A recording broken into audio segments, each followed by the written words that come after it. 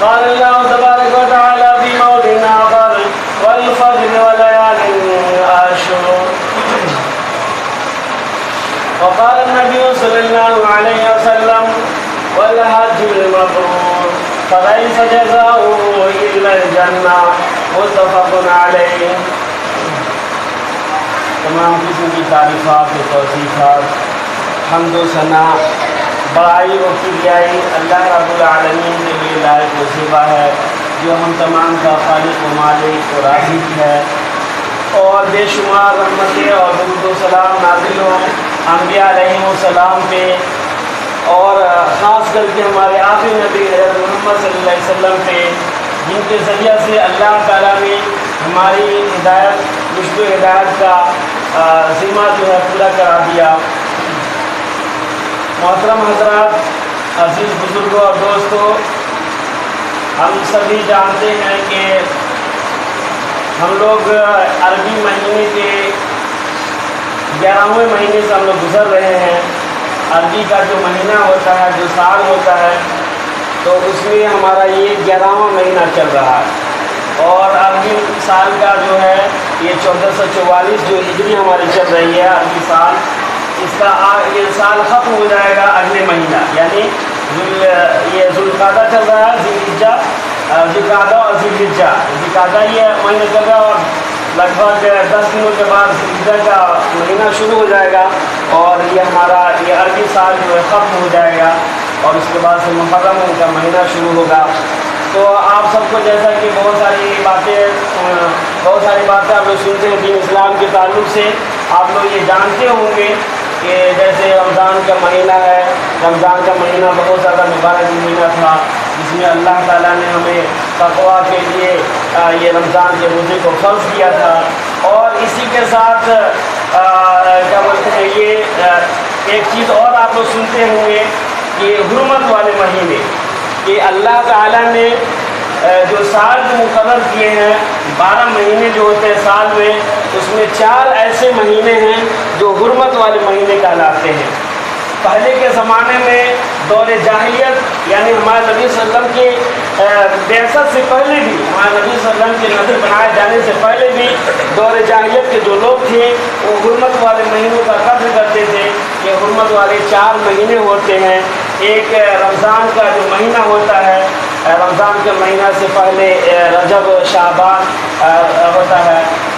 تو شعبان کے بعد رمضان کا مہینہ آتا ہے. تو رمضان سے پہلے شعبان کا مہینہ آتا ہے، اور شعبان سے پہلے رجب کا مہینہ آتا ہے. تو یہ رجب کا مہینہ بھی حرمت والا مہینہ ہے. اور اس کے بعد سے 3 مہینے جو ہوتے ہیں یہ لگاتار پے در پے تسلسل کے ساتھ، یعنی ذوالقعدہ، ذوالحجہ اور محرم، یہ 3 مہینے جو ہیں یہ حرمت والے مہینے ہیں.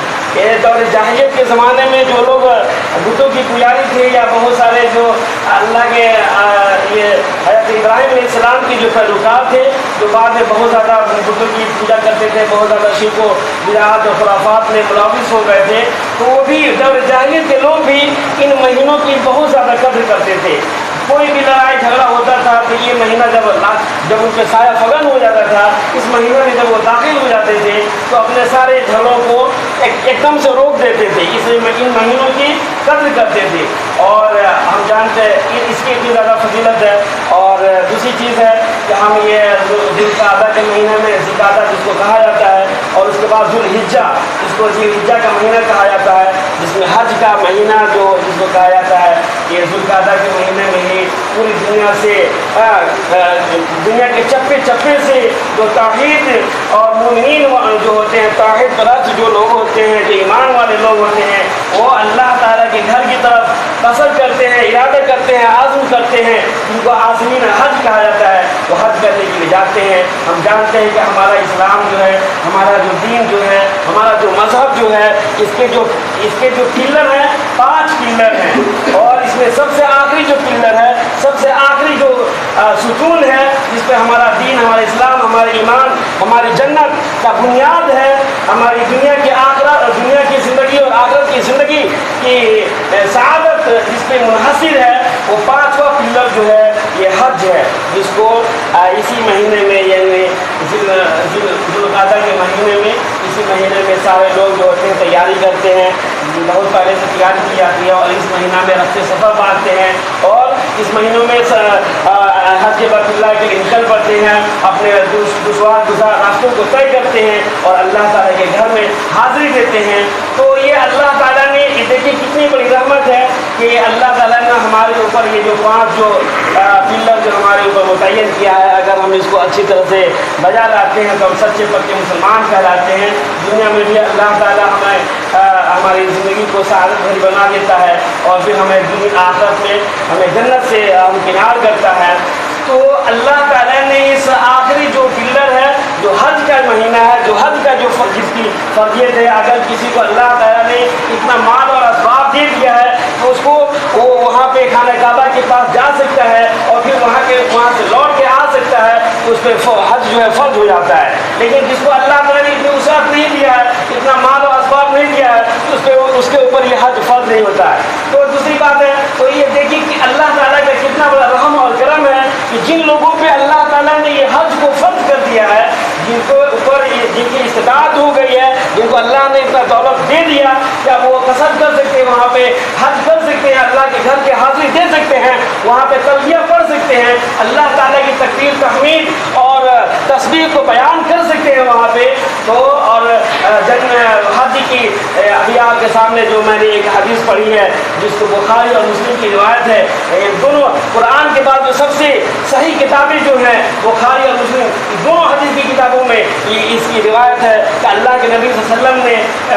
باضابطہ فرمایا ہے کہ حج مبرور، اگر کوئی پانچواں یہ رکن کو ادا کرتا ہے، اچھی طرح سے اگر ادا کرتا ہے، اس میں کسی طرح کا فسق و فجور نہیں کرتا ہے، کسی طرح کا گناہ کا کام نہیں کرتا ہے، وہاں پہ جاتا ہے کہ وہاں پہ جیسے جیسے اللہ کے نبی صلی اللہ علیہ وسلم نے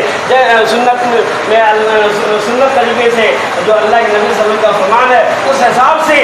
حج کو ادا کرتا ہے اور کسی طرح کا کوئی لغزش، کوئی خطا، کوئی گناہ کا کام نہیں کرتا ہے، تو وہ حج مبرور کرتا ہے، یعنی بہترین صاف ستھری، مطلب کہ کوئی گناہ کا کام اس میں نہیں ہوتا تو حج مبرور کہا جاتا ہے۔ تو اللہ کے نبی صلی اللہ علیہ وسلم نے کہ بخاری مسلم کی حدیث میں بہت بڑی خوشخبری دے دیا ہے کہ جو بھی آدمی اگر اللہ تعالیٰ نے اس کو وسعت دے دیا، اس کو اتنا مال و اسباب دے دیا، اگر وہ حج کرتا ہے اور حج مبرور کرتا ہے، ہر طرح کی گناہوں سے بچتے ہوئے، اللہ تعالیٰ کا ڈر اور خوف کو رکھتے ہوئے، آنکھوں میں آنسو کو اور تقوی طہارت کی پوری پاسداری کرتے ہوئے اگر وہ حج کو کرتا ہے، اس رکن کو وہ ادا کرتا ہے، تو اللہ تعالیٰ کے نبی صلی اللہ علیہ وسلم نے اس حدیث میں اس کو گارنٹی دے دیا ہے، اس کو یہ سرٹیفکیٹ دے دیا ہے کہ اللہ کے نبی صلی اللہ علیہ وسلم نے فرمایا والحج المبرور فلیس جزاؤہ الا الجنہ، کہ جہاں تک حج مبرور کا تعلق ہے، حج کا یہ مہینہ جو ہے، حج جو کرتے ہیں وہاں پہ، تو اس کا جو ہے، اس کا جزا جو ہے، اس کا جو بدلہ جو ہے، اگر وہ حج مبرور کرتا ہے تو اس کا بدلہ جو ہے جنت ہی ہے۔ تو اس کا مطلب کیا ہوا کہ اگر ہم اپنی زندگی میں صحیح طریقے سے اگر مال اور اسباب کا حاصل کرتے ہیں اور پھر اللہ تعالیٰ وہاں پہ ہمیں توفیق دے دیتا ہے، وہاں پہ ہم پہنچ جاتے ہیں اور وہاں پہ اگر حج کرتے ہیں تو پھر ہم جنت کے حقدار ہو جاتے ہیں۔ صحیح طریقے سے اگر حج کو کرتے ہیں تو اس حدیث کے حساب سے اللہ کے نبی صلی اللہ علیہ وسلم نے یہ سرٹیفکیٹ دے دیا۔ تو یہ حج کا مہینہ جو ہے، اس مہینے میں ایک دوسری بات، ایک دوسری چیز اللہ تعالیٰ نے ہمیں بتایا، قرآن کے آیات میں بتایا ہے کہ اللہ تعالیٰ نے جو 12 مہینے جو ہمیں ہمارے اوپر نازل کیے ہیں، اس میں سے 4 مہینوں کو حرمت والے مہینے قرار دیا، اور ایک مہینہ تو رمضان سے پہلے رجب کا مہینہ ہو گیا، اس کے بعد شعبان، اس کے بعد رمضان ہوتا ہے، اس کے بعد یہ شوال، ذوالقعدہ، ذوالحجہ ہوتا ہے۔ تو اس ذوالقعدہ، ذوالحجہ اور محرم یہ 3 مہینے ہوتے ہیں۔ ذوالقعدہ کے مہینے میں ہم اس آخری پلر کو، اسلام کے آخری پلر کو بحسن و خوبی ادا کرنے کے لیے اللہ تعالیٰ ہمارے لیے آسانی کرتا ہے، کتنی بڑی فضیلت ہمیں دیتا ہے، اپنے گھر پہ بلاتا ہے، تو اس کے لیے پہلے سے اللہ تعالیٰ نے قرآن کے آیات نازل فرما دیا کہ اس مہینے میں بہت سارے دور دراز کے لوگ اللہ تعالیٰ کے گھر کی طرف جائیں گے، تو ہو سکتا ہے کہ راستوں میں ان کے دشمنوں کا سے سامنا پڑ جائے یا کسی طرح کی کوئی لڑائی جھگڑا کی نوبت آ جائے، تو انسانوں کو ہوشیار کرنے کے لیے، خبردار کرنے کے لیے، اس حج کی اہمیت کو اور دوبارہ کرنے کے لیے یہ اللہ تعالیٰ نے یہ کیا کر دیا، دیکھیے اللہ تعالیٰ نے حکم فرما دیا کہ یہ ذیقعدہ، ذوالحجہ اور محرم، ذیقعدہ میں تو ہم حج کے لیے جائیں گے خانہ کعبہ کی طرف، اس مہینہ میں ہم راستے سفر باندھیں گے، راستوں کو طے کریں گے، پھر ہم ذوالحجہ پہ ہم وہاں پہ 10 ذوالحجہ تک وہاں پہ رہتے ہیں وہاں پہ، اور اس کے بعد پھر ذوالحجہ اور پھر محرم ہوتا ہے، تو محرم کے مہینے تک بہت زیادہ تعداد ہوتی ہے جیسے ہم جانتے ہیں۔ وہاں پہ حج بیت اللہ میں یہ کرونا وائرس سے پہلے کرونا وائرس آ گیا تھا، تو اس میں حج بیت اللہ کو بھی بہت زیادہ متاثر ہونا پڑا تھا، بہت زیادہ اس پہ کیا گیا۔ لیکن کرونا وائرس سے پہلے جو اس طرح کی پہلی بار یہ نوبت جو آئی، اس سے پہلے ہم دیکھتے تھے اس اللہ تعالیٰ کے گھر پہ اللہ تعالیٰ کے بندے 30-35 لاکھ کی تعداد میں، ہماری اس پشچمی چمپارن میں جتنی آبادی ہے، کتنی آبادی کی تعداد میں وہاں پہ مسلمان پہنچتے تھے، 30 لاکھ کی تعداد میں وہاں پہ مسلمان پہنچتے تھے اور تلبیہ پڑھتے تھے، لبیک اللہم لبیک، اے اللہ ہم حاضر ہیں تیرے دربار میں، ہم حاضر ہیں اپنے گناہوں کی معافی تلافی کے لیے،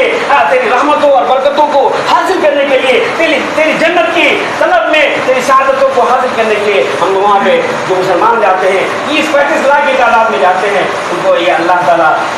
موقع نصیب فرماتا ہے، اور اللہ کرے کہ ہم تمام مسلمانوں کو ایسے نیک زندگی گزارنے کی توفیق دے اور صحیح طریقے سے ہمیں رزق حلال حاصل کرنے کی توفیق دے، تاکہ ہمارا جو حج ہم بھی حج کی نعمت سے برابر ہو سکے۔ اللہ تعالیٰ ہم سب کو یہ دعا کرنی چاہیے کہ اللہ تعالیٰ ہمیں وہاں پہ بلا دے، ہمیں وہاں پہ پہنچنے کی توفیق دے دے، اللہ ہی توفیق دیتا ہے۔ ہم کوئی بھی اگر کام کرتے ہیں، جیسے ہم حدیث میں آتا ہے کہ اگر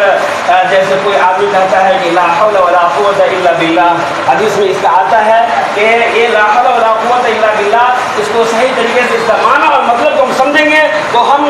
سچے پکے مسلمان ہو سکتے ہیں۔ تو اللہ تعالیٰ نے، اللہ کے نبی صلی اللہ علیہ وسلم نے فرمایا ہے کہ اس کو اگر ہم 100 مرتبہ پڑھتے ہیں یا ایسے پڑھتے ہیں لا حول ولا قوت الا باللہ پڑھتے ہیں تو 99 بیماریوں کی دوا ہے۔ اس کی ادنا سی چیز جو ہے کسی طرح کی غم اور فکر ہے اس میں یہ پڑھنا چاہیے۔ تو اس کا ترجمہ یہ ہوتا ہے لا حول ولا قوت الا باللہ، کہ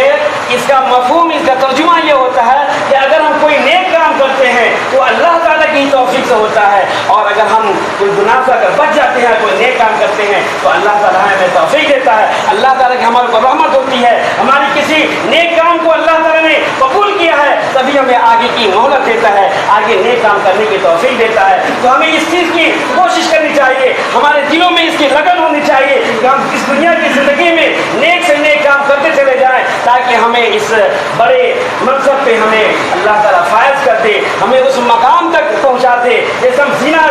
اسٹیپ بائی اسٹیپ چلتے ہیں، ایک بیگ ہم سے چھت پہ نہیں چڑھ جاتے ہیں، ویسے یہ دنیا کی جو زندگی ہے اس میں ہمیں اسٹیپ بائی اسٹیپ ہمارے سامنے دنیا کا کوئی بھی معاملہ ہو اس میں ہم کتاب اللہ اور سنت رسول کے حساب سے اگر فیصلہ کرتے ہیں تو ہم اپنے سمجھیے کہ جنت کی تیاری کرتے ہیں، اور یہ اللہ تعالیٰ کا یہ جو آخری جو رکن ہے ہمارے اوپر جو اس کے ہم حاصل کرنے کے لیے کوشاں رہتے ہیں، اور ہمیں اگر اس طرح کی توفیق اگر نیت رہتی ہے تو اللہ توفیق دے دیتا ہے۔ اللہ تعالیٰ جو ہے نیتوں کو دیکھتا ہے، اللہ تعالیٰ دل کے ارادوں کو دیکھتا ہے، تو اس لیے اللہ تعالیٰ کے یہاں جیسے ہم اسی مہینہ میں ابھی اس مہینہ کو ختم کرنے کے بعد 10 دنوں کے بعد ہم ذوالحجہ کے مہینے میں شامل ہو جائیں، شریک ہو جائیں گے، ذوالحجہ کا مہینہ میں ہم گھس جائیں گے، اور اس میں ایک ذوالحجہ کے تعلق سے آتا ہے کہ جو بھی آدمی ہے اس کو اگر قربانی کا جانور ہے، قربانی وہ کرنا چاہتا ہے، اس کو کتنے اس کو وسعت دیا اللہ نے، طاقت دیا ہے وہ کہ وہ قربانی کر سکتا ہے، تو اللہ کے نبی صلی اللہ علیہ وسلم نے فرمایا ہے کہ اس کو یہ چاند کے ہونے کے ساتھ ہی اس کو اپنے ناخنوں کو روک لینا چاہیے، بالوں کو روک لینا چاہیے، ناخن نہیں تراشنا چاہیے اور بالوں کو نہیں اڑانا چاہیے۔ اس میں ہم یہ سوچتے نہیں ہیں، ہم مسلمان جو ہیں اسلام کا کوئی بھی حکم اگر بتایا جاتا ہے، کوئی بھی احکامات بتایا جاتے ہیں قرآن حدیث سے، اس پہ غور اور فکر نہیں کرتے ہیں۔ ایسا کیوں کیا اللہ تعالیٰ نے کہ جس کو بھی اللہ تعالیٰ نے توفیق دیا ہے کہ وہ قربانی کر سکتا ہے تو بال نہیں اڑانے کا اور ناخن نہیں تراشنے کا اللہ کے نبی صلی اللہ علیہ وسلم نے، اللہ تعالیٰ نے اس اسلام میں اس شریعت کی کیوں کہتی ہے؟ تو اس میں یہ بتایا جاتا ہے، حدیث کی کتابوں کو آپ مطالعہ کریں گے تو بتایا جاتا ہے، جیسے حاجی لوگ جو جاتے ہیں وہاں حج کرنے کے لیے جاتے ہیں تو اللہ تعالیٰ کے گھر کی طرف طواف کرتے ہیں، تیز دھوپ ہوتی ہے اور بہت ساری صعوبتوں کو برداشت کر کے جاتے ہیں، مشکلات کو طے کر کے جاتے ہیں راستوں میں، تو پراگندہ حال ہوتے ہیں، بال ان کے پراگندہ ہوتے ہیں، ناخن ان کے پراگندہ ہوتے ہیں، تو ہم بھی ان کی طرح ان کی مشابہت اختیار کرتے ہیں، جیسا ہم کہا جاتا ہے، بھوجپوری میں بھی کہا جاتا ہے کہ اگر تم استاد نہیں بن سکتے ہو تو پڑھنا شروع کر دو، کم سے کم طالب علم بنو۔ تو ایسے وہاں پہ ہم یہاں پہ اپنے گھروں میں بیٹھے رہتے ہیں اور جن کو اللہ توفیق دیتا ہے، اللہ کے جو بندے وہاں پہ حاضری دیتے ہیں، ہر طرح کی تکلیفوں کو، پریشانیوں کو، اپنی خون پسینہ کی کمائی کو اللہ کے راستے میں خرچ کرتے ہوئے وہاں پہ پہنچتے ہیں، تو ان کی ہم مشابہت اختیار کرتے ہیں کہ جیسے وہ اللہ کے گھر میں پہنچے ہیں۔ ہمیں اللہ نے اتنی توفیق نہیں دیا تو لیکن پھر بھی ہم اپنے ناخنوں کو اللہ کے نبی صلی اللہ علیہ وسلم کے بتائے ہوئے قانون کے حساب سے، بتائے ہوئے طریقے کے حساب سے، شکل کے حساب سے ہم اپنے ناخنوں کو نہیں تراشیں گے، بالوں کو نہیں اڑائیں گے، یعنی ان کی طرح حالات کو ہم اپنے بنائیں گے۔ اس میں ہمیں کیا سبق ملتا ہے؟ کہ ہمیں یہ سبق ملتا ہے کہ ہمیں جیسے حج بیت اللہ کے لیے لوگ جو جا رہے ہیں، اپنے مالوں کو قربان کر رہے ہیں، ایک بہت بڑے فریضہ کو ادا کر رہے ہیں، وہ چاہتے تو دنیا اللہ تعالیٰ نے جو مال و دولت دیا ہے اس کو چھپا کر کے دنیا میں کھانے پینے میں موج مسیحوں میں اڑا سکتے تھے، لیکن ان کے دلوں میں اللہ نے ڈر اور خوف پیدا کیا، ان کو اللہ تعالیٰ نے ہدایت کی دیا، تو وہاں پہ اپنے مالوں کو بچھا کر کے وہاں پہ صحبتوں کو برداشت کر کے وہ جا رہے ہیں اور اللہ کے راستے میں اور اللہ تعالیٰ کا یہ جو فرض ہے اس کو وہ ادا کر رہے ہیں۔ اور یہ دیکھیے ایک ایسا مسلمان ہے، کیسے مسلمان ہے، یہ ایک ایسا مسلمان ہے جو اپنا لاکھوں روپیہ خرچ کر کے اور پتہ نہیں کیسی پریشانیوں کو جھیل کر کے، ابھی تو بہت آسانی ہو گئی ہے کہ گیا سے یا پٹنہ سے ٹرین میں آپ بیٹھتے ہیں اور سڑک سے وہاں پہ پہنچ جاتے ہیں 6 گھنٹے میں۔ پہلے کے زمانے میں جو مسلمان ہوتے تھے، پہلے کے زمانے کے جو عازمین حج ہوتے تھے، وہ ممبئی سے جاتے تھے اور ممبئی میں پڑھنے جہاز میں بیٹھتے تھے اور اس کے بعد سے وہ مہینوں کا سفر کرتے تھے اور اس میں جان ہتھیلی بھی ہوتی تھی۔ اگر جیسے پچھلے جمعہ میں نے آپ کو بتایا تھا بڑی بڑی مچھلیاں ہیں تو کبھی کوئی اگر مچھلی نے اپنا کن پھڑا اگر لڑا دیا جہاز سے،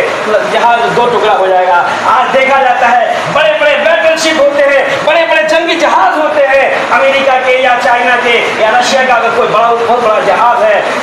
بہت بڑا جہاز ہوتا ہے جس میں ہر طرح کی میزائل، تو بندوق، ہر طرح کے ہتھیار ہوتے ہیں جو ایک لمحہ میں بڑے بڑے جہاز کو اڑا سکتے ہیں۔ تو ویسے جہازوں کو دیکھا جاتا ہے کہ بڑی بڑی مچھلیاں بھی ہوتی ہیں، اگر وہ جہاز پانی پر تیر رہا ہے تو پیچھے سے اگر نیچے سے اگر کوئی مچھلی ایسے نکلتی ہے تو جہاز جو ہے بہت بڑا جہاز ہے، اس پہ ہزاروں آدمی سوار ہو سکتا ہے اور ہزاروں کا اس پہ میزائل لوڈ کیا جا سکتا ہے، وہ ٹکڑوں میں بکھر جاتا ہے۔ جیسے ہم کاغذ کو پھاڑ دیتے ہیں یا کوئی کھلونا کو توڑ دیتے ہیں ویسے وہ جہاز ٹوٹ جاتا ہے۔ تو پہلے کے زمانے کے جو مسلمان ہوتے تھے وہ اپنی جان کو ہتھیلی پہ رکھ کر کے اور حج بیت اللہ کرتے تھے اور اس طرح سے تو اللہ تعالیٰ کے اس ارکان کو، اسلام کے اس ارکان کو پورا کرتے تھے۔ تو یہ اس میں کرنے کی بات یہ ہے کہ ہم سبھی مسلمانوں کو اللہ تعالیٰ نے جو یہ زندگی دیا ہے، اسی زندگی میں ہمیں سبھی کچھ کرنا ہے۔ تو یہ زندگی کی جو اوقات ہیں ہماری بہت زیادہ قیمتی ہے۔ اگر جیسے ہم ایک سنائی کرنے والا ایک مستری جو ہوتا ہے ایک اینٹ کی قدر کرتا ہے اور ایک اینٹ کو ساؤ سوتا میں رکھتے ہوئے چلا جاتا ہے تو ایک بہت بڑی بلڈنگ، بہت بڑا محل تیار ہو جاتا ہے، بہت خوبصورت بلڈنگ تیار ہو جاتی ہے جو اس کے لیے آسائش اور آرام کی چیز ہو جاتی ہے۔ اس میں کہیں پہ کتنا تیز بارش ہوتی ہو یا اولا گرشتی ہوتی ہو، اولے گر رہے ہو یا دھوپ ہو، وہ اس گھر میں آتا ہے، آرام کرتا ہے، سکون کرتا ہے، اطمینان پاتا ہے۔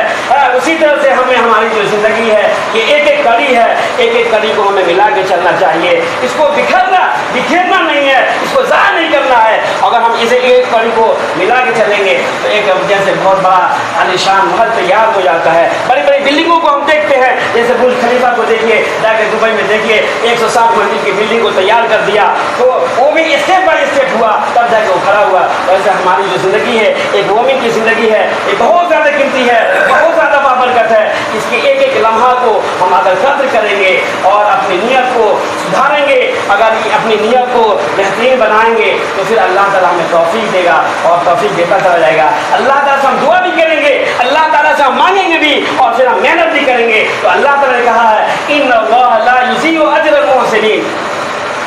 انسان جو اللہ کو نہیں مانتا ہے، جو کافر ہے، جو مشرک ہے، منافق ہے، جو اللہ کے سامنے سرریز نہیں ہوتا ہے، اللہ سے اپنی مرادوں کو پورا نہیں کرتا ہے، مرادوں کو نہیں مانتا ہے، غیر اللہ سے مانگتا ہے، بتوں کے سامنے، قبروں کے سامنے، پتہ نہیں کیا کیا چیز کے سامنے وہ اپنی عبادت کرتا ہے، پھر بھی وہ اگر محنت کرتا ہے لگن سے تو پھر اس کو بھی اللہ تعالیٰ دنیا میں ٹیمپرری طور پر اس کو مایوس نہیں کرتا ہے، اس کو دے دیتا ہے، دنیا میں دے دیتا ہے، بھلے اس کو آخر میں دے۔ تو ہم تو کتنے خوش نصیب ہیں کہ ہم مسلمان ہیں، ہمیں اللہ تعالیٰ نے یہ ایمان دیا ہے۔ جیسے ہم کسی پودا کو ہم سیچتے ہیں تو پودا تناور ہوتا ہے، تو ہمارے دلوں میں اللہ تعالیٰ نے تھوڑا سا جو ایمان دے دیا ہے اس کو ہمیں سیکھنا چاہیے، وہ یہ اپنے ایمان اپنے نیتوں کو درست کرنا چاہیے، تبھی ایک بہت بڑا تناور درخت ہو سکتا ہے جو ہمیں پھل دے سکتا ہے، جتنا جیسی نعمت ہمیں حاصل ہو سکتی ہے۔ تو یہ ہم جو گزر رہے ہیں حرمت والے مہینہ ہے، تو اس مہینے کے تعلق سے میں آپ کو بتانا چاہ رہا تھا کہ حج بیت اللہ جو اللہ تعالیٰ کا جو گھر ہے پالک خانہ کعبہ جس کو کہا جاتا ہے، حضرت ابراہیم اور حضرت اسماعیل علیہ السلام نے اس کو تعمیر کیا تھا۔ وہاں پہ حاجی لوگ جو جاتے ہیں تو دیکھتے ہیں اللہ تعالیٰ نے بہت ساری چیزیں، بہت ساری نشانیاں وہاں پہ موجود ہیں۔ حضرت ابراہیم علیہ السلام چنائی کرتے تھے اس خانہ کعبہ کی دیوار کو، اور حضرت اسماعیل علیہ السلام گارے مٹی جو اس ٹائم جو سیمنٹ کا کام جو ہوتا تھا وہ ساری چیزیں لاتے تھے اور وہ تیار کرتے تھے۔ تو وہاں پہ بہت ساری چیزوں کو ہم وہاں پہ جب جو لوگ نصیب جو لوگ ہوتے ہیں وہاں پہ دیکھتے ہیں، بہت سارے چیزیں مشاہدہ کرتے ہیں، مکہ جاتے ہیں، مدینہ جاتے ہیں، اور یہ ساری چیزیں ہیں۔ اور یہ بتانا چاہ رہا تھا کہ دیکھیے کہ ابھی ہم جیسے رمضان کے تعلق سے رمضان سے ہم نکلے ہیں، تو ہم دیکھتے ہیں کہ رمضان کے بعد حدیث میں آتا ہے کہ باتیں تو بہت لمبی چوڑی بہت ساری چیزیں باتیں ہیں،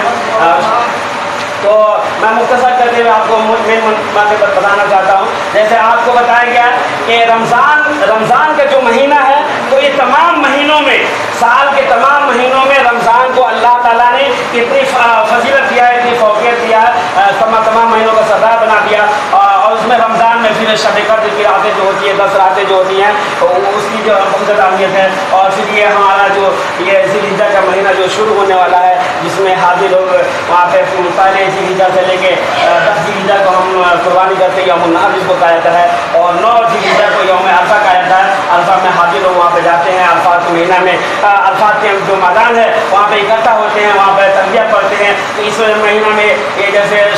شب قدر کی جو اہمیتیں بہت ساری بتائی گئی تھیں، تو ایسے ہی اللہ کے نبی صلی اللہ علیہ وسلم اور صحابہ کرام جو ہیں یہ شب قدر جیسے آخری جو رمضان کا ہوتا ہے 10 دن، ویسے ہی 10 دنوں کی بہت زیادہ قدر کیا کرتے تھے۔ صحابہ کرام جو ہے حضرت ابو ہریرہ رضی اللہ تعالیٰ عنہ ہے اور حضرت عبداللہ ابن عمر رضی اللہ تعالیٰ عنہ ہے، تو وہ اس جب مہینہ شروع ہوتا تھا، ذی الحجہ کا مہینہ جب شروع ہوتا تھا تو پہلی ذی الحجہ سے لے کر کے آخری 13 ایام تشریق جو ہے 13 ذی الحجہ کے آخر کے وقت تک وہ تلبیہ پڑھتے تھے، بازاروں میں جا کر کے بلند آواز سے اللہ اکبر لا الہ الا اللہ اللہ اکبر وللہ الحمد، یعنی اللہ تعالیٰ کی تکبیر کو، تحمید کو، اللہ تعالیٰ کی بڑائی کو بیان کرتے تھے۔ حضرت عمر رضی اللہ تعالیٰ کے تعلق سے آتا ہے وہ اپنے حجرے میں بھی رہتے تھے یا کہیں پہ بھی رہتے تھے، زور سے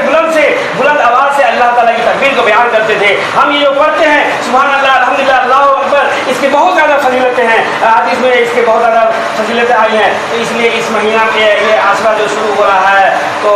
10-15 دن بعد، تو اس میں ہمیں یہ زیادہ سے زیادہ پڑھنا چاہیے اور اس کا بھی سے تیاری کرنا چاہیے۔ یہ بھی جیسے رمضان کا مہینہ ہوتا ہے ویسے 10 دن جو ہے ابھی آپ کے سامنے جو ہم نے سورہ فجر کا آیت جو تلاوت کیا والفجر ولیال عشر، تو بات کو مختصر کرتے ہوئے بتاتا ہوں کہ ولیال عشر، والفجر کہا اللہ تعالیٰ نے ولیال عشر، یعنی فجر کی قسم کو کھایا ہے جو فجر کا وقت ہوتا ہے، جس میں میں پچھلے جمعے میں بتایا تھا کہ اس فجر کے وقت میں اللہ تعالیٰ اللہ کے نبی صلی اللہ علیہ وسلم نے دعا بھی کیا گیا ہے اللہ اس وقت میں ہمارے امتیوں میں برکت نازل فرما، تو ہم مسلمان جو سوتے رہتے ہیں۔ اور دوسری آیت میں فرمایا ولیال عشر، اللہ تعالیٰ نے فجر کی قسم کھایا ہے۔ اللہ تعالیٰ جو ہے اس پورے کائنات کا مالک ہے، کسی چیز کی جو اہمیت کو بتانا چاہتا ہے تو اس کی قسم کھاتا ہے، تو فجر کی قسم کھا رہا ہے اور پھر ولیال عشر اور 10 راتوں کی قسم کھاتا ہے۔ تو یہاں پہ 10 رات جو ہیں یہ پہلی ذی الحجہ سے لے کے 10 ذی الحجہ تک اس میں بہت زیادہ عبادت کرنا چاہیے۔ اگر 1 ذی الحجہ سے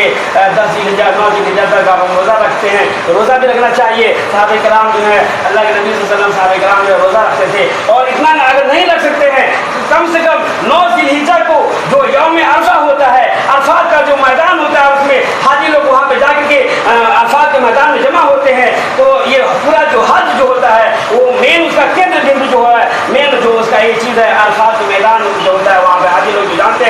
جاتے ہیں تو مین چیز وہی ہوتا ہے، اگر کسی کو الفاظ کا میدان میں اگر نہیں جاتا ہے، سویا رہ گیا، بھول گیا، تو اس کا حد نہیں ہوتا ہے، یعنی مین چیز جو ہے الفاظ کا وقوف الفاظ جس کو کہا جاتا ہے. تو 9ویں ذی الحجہ کو کم سے کم روزہ رکھنا چاہیے، اور اس میں روزہ ایک دن کا اگر روزہ رکھتے ہیں تو ہمارا سابقہ اور لاحقہ یعنی 1 سال پہلے کا اور 1 سال بعد کا ہمارا گناہ جو ہے اللہ تعالیٰ معاف کر دیتا ہے. اور بھی انشاءاللہ آئندہ جمعوں میں میں بتاؤں گا انشاءاللہ. ان 10 دنوں کی بہت زیادہ فضیلت ہے، اس کی قدر کرنا چاہیے. آخر میں اللہ تعالیٰ سے دعا کرتے ہیں کہ اللہ تعالیٰ ہمیں زیادہ سے زیادہ قرآن حدیث پہ عمل کرنے کی توفیق دے، اور ہمارے دلوں اور دماغ میں ہماری نیتوں کو اللہ تعالیٰ سدھار دے کہ ہم سچے پکے مسلمان بن سکیں، اور ہمیں حج بیت اللہ کی نعمت سے ہم باخبر ہو سکیں، اور پھر اس کے بعد ہم جنتی بن سکیں. آمین. وآخر دعوانا الحمد للہ رب العالمین.